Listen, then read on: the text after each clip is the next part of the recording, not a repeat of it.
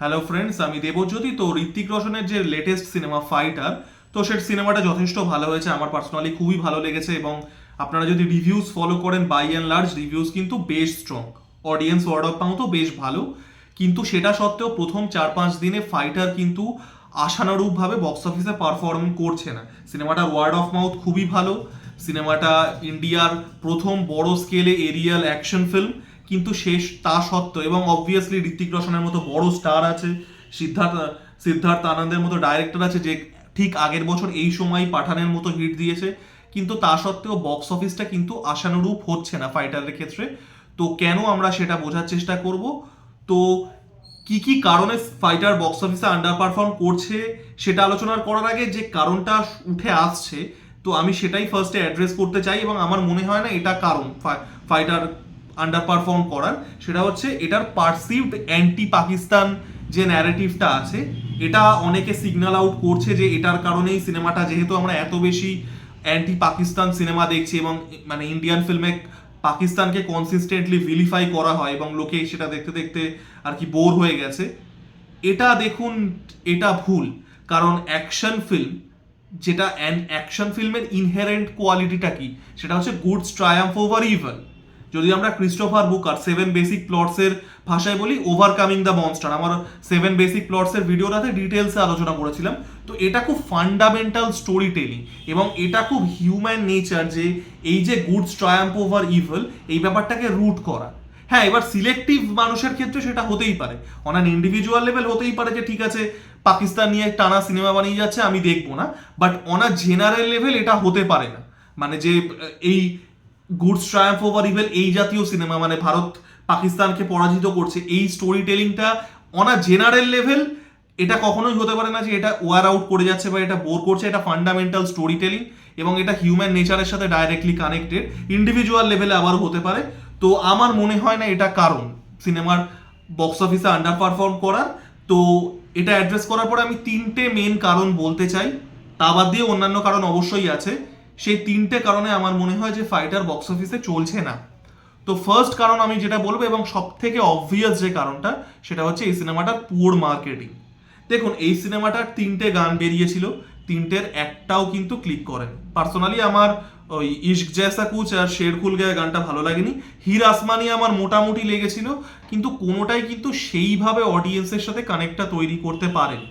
এবং গানের পাশাপাশি সিনেমার ট্রেলারটাও কিন্তু সেইভাবে যে বাজ ক্রিয়েট করতে পেরেছিল তা কিন্তু না। ট্রেলারটা আমার পার্সোনালি ভালো লাগেনি, অনেকের ভালো লেগেছিল, অ্যান্ড দ্যাটস গুড।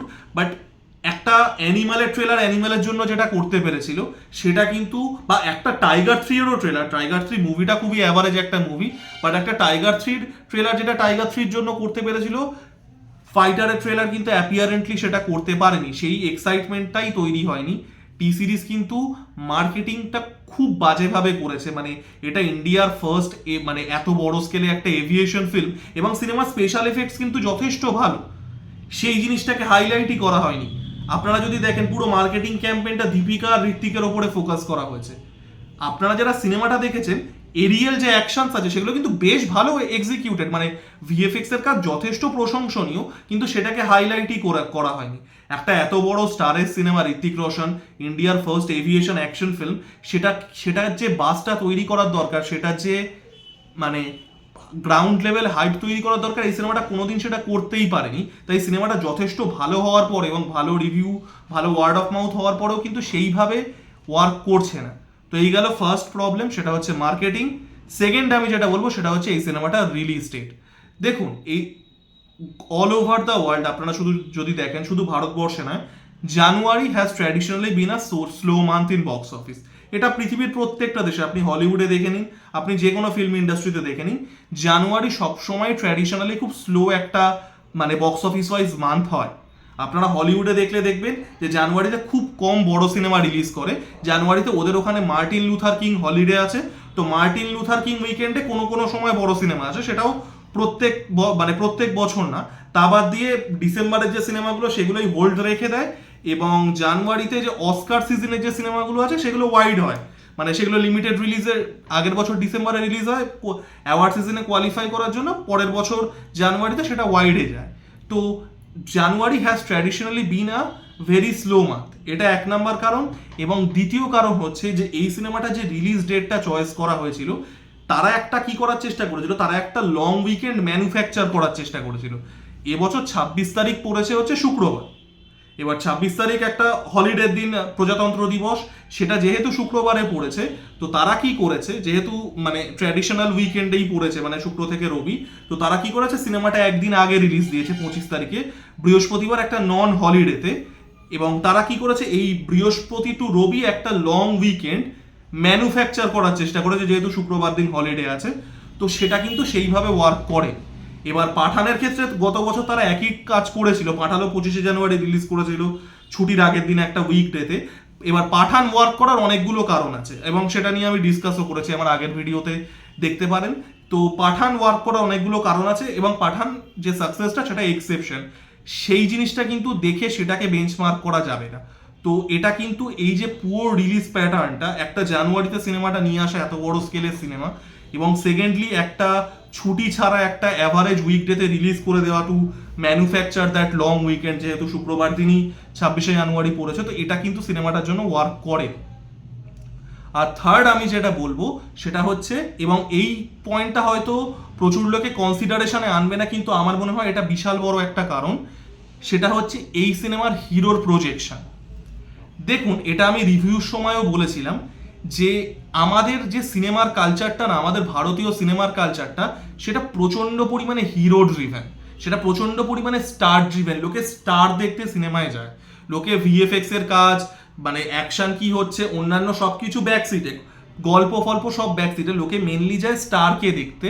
এবার ফাইটারের মতো একটা সিনেমা, ফাইটার যে জনরা সিনেমা, সেটা হচ্ছে এরিয়াল অ্যাকশন, তো সেখানে হিরো সিনেমার একটা বড় সময় সে পুরোপুরি মানে একদম যে ফাইটার জেটদের যে গিয়ার থাকে, ফাইটার যারা পাইলট হয় তাদের গিয়ারে থেকে সে ককপিটে বসে প্লেন চালাবে, এবং এইটাই সিনেমার বড় একটা অংশ হতে চলেছে by the genre of it. এটা কিন্তু এক্সাইটিং হবে না একটা ভারতীয় দর্শকদের কাছে, বিশেষ করে একটা ঋত্বিক রোশনের ফ্যানের কাছে। তারা কিন্তু ঋত্বিক রোশনকে দেখতে যায়, ঋত্বিক রোশন অ্যাকশন করছে, হ্যান্ড টু হ্যান্ড ফাইট করছে, ভিলেনদের মারছে, সেই সিনও আছে, বাট সেই সিনের পরিমাণ খুব কম। এই যে ফাইটার যে জনরাটার, এই এরিয়াল অ্যাকশন এবং একজন হিরো বা হিরোইন সে সিনেমার একটা সাবস্টেন্সিয়াল পার্ট ককপিটে বসে কাটাচ্ছে, এবং মানে সে মানে ককপিটে বসে বিভিন্ন রকম সুইচ টিপছে মানে জেট প্লেনের, এটা কিন্তু এক্সাইটিং নয়। এবং আমি রিভিউর সময়ও সম্ভবত রবার্ট ডাউনি জুনিয়রের আর্মারের উদাহরণটা দিয়েছিলাম, সেটা অ্যাপেলস টু অ্যাপেলস কম্প্যারিজন অবশ্যই নয়, বাট প্রচুর লোকে কিন্তু রবার্ট ডাউনি জুনিয়রকে অ্যাজ টনি স্টার্ক বেশি প্রেফার করে আর্মারের থেকে। তো এটাও একটা কিন্তু কারণ, আমাদের যে এভাবে হিরোর প্রজেকশন হয় সেটা কিন্তু এখানে হয়নি। হিরো একটা significant amount of time Hrithik রোশনকে অ্যাজ আ হিরো যেখানে যেখানে প্রেজেন্ট করার করেছে, কিন্তু এটা কিন্তু অডিয়েন্স কানেক্ট করতে পারবে না, কারণ অডিয়েন্স মেনলি হিরোকে দেখতে যায়।